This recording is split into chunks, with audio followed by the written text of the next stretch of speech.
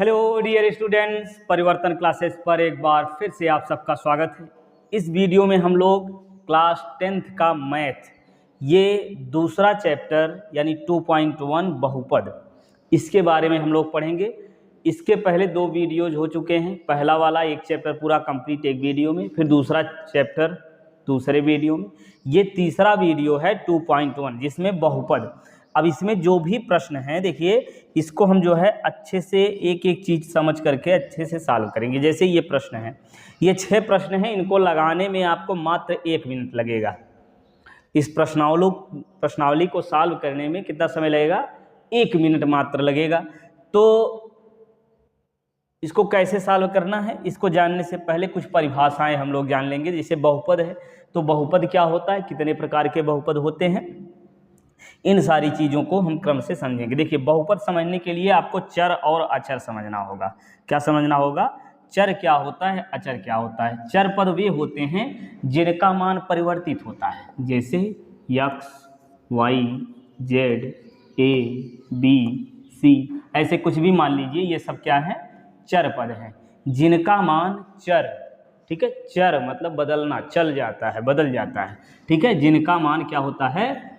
परिवर्तित हो जाता है, वे क्या होते हैं? चर होते हैं, ठीक है, मान परिवर्तित होता है, ठीक, ये होते हैं चर। और जिनका मान परिवर्तित नहीं होता है, परिवर्तित नहीं होता, परिवर्तित नहीं होता, वे क्या होते हैं? अचर होते हैं। अब देखिए एग्जाम्पल में आप लिखेंगे क्या अचर के लिए, जैसे समझिए 5, 3, 7, कोई भी गिनती, 100, 200, 400, 160, कुछ भी लिख लीजिए। अब यदि हम 5 लिख रहे हैं तो 5 का मान तो 5 ही होगा। यदि हम कहीं भी जा कर के कहें 5 ना, कितनी उंगलियां हैं? 5, ठीक है, कितने सिर हैं? 1, है ना, तो ये क्या है? अचर है। तो 1 का मान तो हर जगह 1 ही होगा, 2 का मान हर जगह 2 होगा, तो ये क्या होते हैं? अचर होते हैं, ठीक।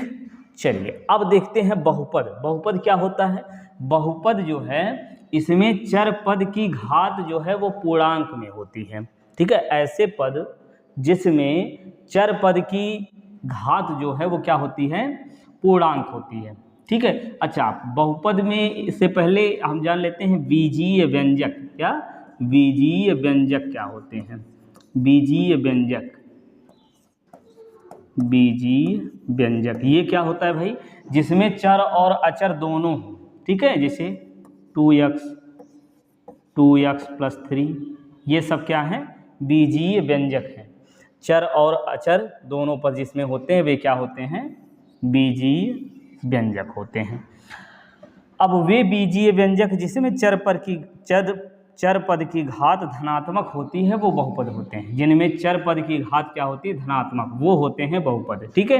अब देखिए बहुपद का एग्जाम्पल जो है यहाँ हम 2-3 लिख दे रहे हैं। जैसे यहाँ लिख दे रहे हैं x² + 5x + 2, या प्लस माइनस कुछ भी लिख सकते हैं। x की पावर मान लीजिए, चलिए √ में लिख दे रहे हैं x² + 3 √x + 1, ये, ठीक है, बीजीय व्यंजक। तो यदि बहुपद लिखेंगे तो यहाँ बराबर 0 हमको नहीं लिखना है, ठीक है। ये समीकरण और बहुपद में यही अंतर है, अभी आपको बता दे रहे हैं। देखिए ये क्या हो गया? बहुपद जिसमें चर पद की घात धनात्मक होती है।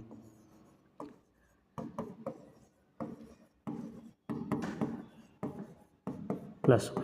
अब इसमें देखेंगे हम कि इसमें से कौन सा बहुपद है और कौन सा बहुपद नहीं है, ठीक। चलिए ये देखिए, अब बताइए इन तीनों में, ये देखिए इसमें चर पद की घात कितनी है? 2 है, ठीक है, 1 है, तो ये पूर्ण संख्या है ना। पूर्ण संख्या मतलब 0, 1, 2, 3, 4 कुछ भी हो, वो क्या होती है? पूर्ण संख्या। जैसे इसमें चर पद की घात कितनी है? 0 है, 2 लिखा गया ना, तो x की पावर यहाँ हम 0 लिख सकते हैं। x की पावर 0, उसका मान 1 होता है, 1 का गुणा 2 करेंगे 2 हो जाएगा। तो यदि चर पद की घात जो है कोई भी पूर्ण संख्या हो तो वो क्या होता है? बहुपद होता है, ठीक। तो ये बहुपद है, ये बहुपद है, लिख दें यहाँ, क्या लिखें?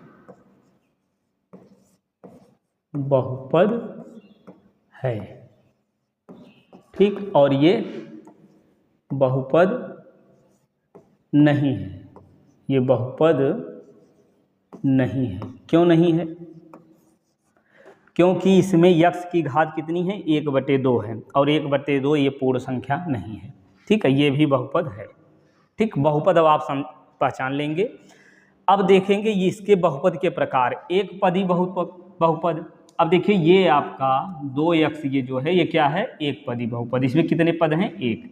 अब देखिए 2 और x लिखा है तो इसका मतलब 2 पद नहीं है, इसी में ऐसे लिख दें x + 2, तब ये देखिए द्विपदी बहुपद हो गया। क्या हो गया, द्विपदी बहुपद हो गया। चलिए यहाँ लिखते हैं इसको, x + 2, ठीक है, 3x + 2, 2x² + 3, ये क्या है, ये क्या है, द्विपदी बहुपद जिसमें 2 पद हों, ठीक है। 3 पदी बहुपद जिसमें कितने पद हों, 3 पद हों, वे क्या होंगे, 3 पदी बहुपद, जिसे चलिए x² + x + 1 कर दे रहे हैं। ये क्या है, 3 पदी बहुपद, x² + 2x + 3, ये क्या है, 3 पदी बहुपद है। अब एक घात, अब घात के आधार पर बहुपद, एक घात बहुपद, द्विघात बहुपद, 3 घात बहुपद, 4 घात बहुपद। तो बहुपद की घात निकालने को कहे तो क्या होता है, जो बहुपद की सबसे अधिकतम घात होती है वही होता है उसका घात। तो जैसे देख लीजिए इसमें जो लिखे हैं, एक घात बहुपद जैसे आपका ये 2x यहाँ लिखे हैं, x + 2 लिखे हैं, और इधर देखिए 3x + 2 लिखे हैं, ये सब क्या है, एक घात बहुपद है। जिसमें से देखिए 2x एक घात बहुपद है, एक पदी है, x + 2 क्या है, ये एक घात बहुपद द्विपदी है, और ये भी एक घात बहुपद द्विपदी है।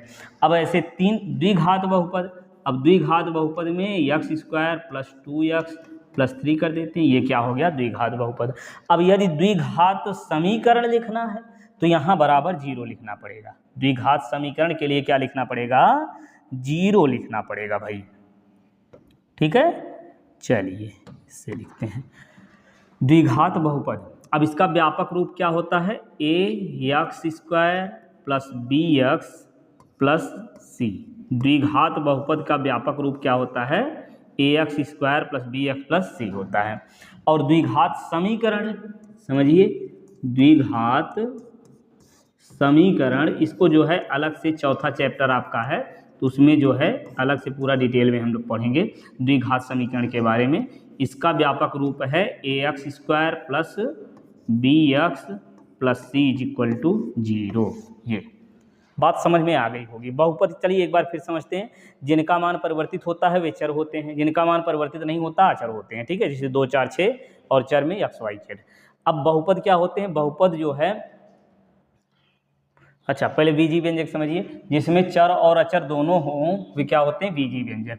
अब वह बीजी व्यंजक जिसमें चर पद की घात क्या हो, घात जो है वो पूर्ण संख्या हो, क्या हो, घात पूर्ण संख्या हो। चलिए इसको जो है लिखते हैं किससे, इससे, चलिए लिख देते हैं। घात जो है वो क्या होनी चाहिए, पूर्ण संख्या होनी चाहिए, वो क्या होते हैं, बहुपद होते हैं।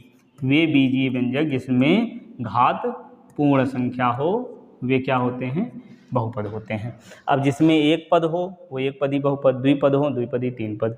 अब घात अधिकतम घात जो है वही घात हो जाएगी, जैसे इसमें अधिकतम घात कितनी, 1, 2 है, हो जाएगी। एक घात भी इसमें सम्मिलित है, लेकिन घात निकालने के लिए अधिकतम घात ही काउंट किया जाता है, ठीक है। चलिए अब क्या करेंगे भाई, देखिए समझिए थोड़ा सा और।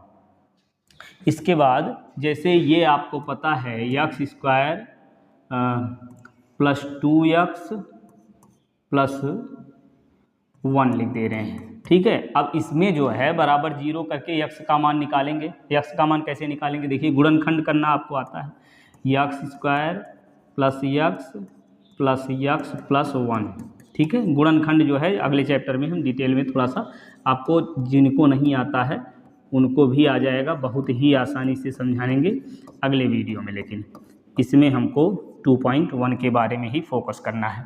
तो ये गुणनखंड आपको तो आता ही होगा, x + 1 = 0। अब 0 करके हम मान निकाल रहे हैं ना, तो x + 1 = 0, तो यक्स इक्वल टू कितना मिला, -1। ठीक है, अब यक्स का ये जो मान प्राप्त हुआ है ना, इसको हम बोलते हैं शून्यक। क्या बोलते हैं, शून्यक। अब यहाँ से यक्स का मान कितना मिलेगा, यहाँ से भी वही मिल जाएगा, यक्स पावर -1। अब ध्यान से समझिए थोड़ा सा, जितनी घात का बहुपद होता है, जितने घात का बहुपद होता है उतने उसके शून्यक प्राप्त होते हैं। यदि एक घात बहुपद है तो एक शून्यक होगा, द्विघात बहुपद है तो 2 शून्यक होगा, 3 घात बहुपद है तो 3 शून्यक हो जाएंगे। तो ये देखिए द्विघात बहुपद है जिसके कितने शून्यक प्राप्त हुए, 2 शून्यक, मतलब यक्स का जो मान प्राप्त हुआ है वही शून्यक होता है। पूरा फुल कॉन्सेप्ट आपको समझ में आ गया होगा। अब चलिए प्रश्नावली पर आते हैं हम लोग।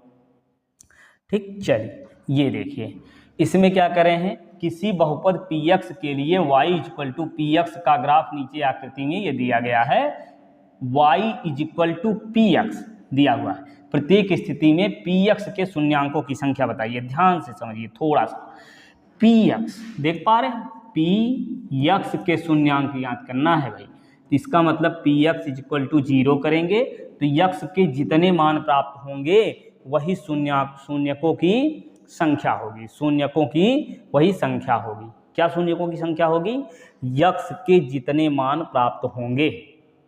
ठीक, चलिए अब ये जो ग्राफ मिला है, जो ग्राफ खींचा गया है, ये यक्स अक्ष पर जितने बिंदुओं पर मिला होगा, यक्स अक्ष पर जितने बिंदुओं पर मिला होगा वही उसका शून्यक होगा।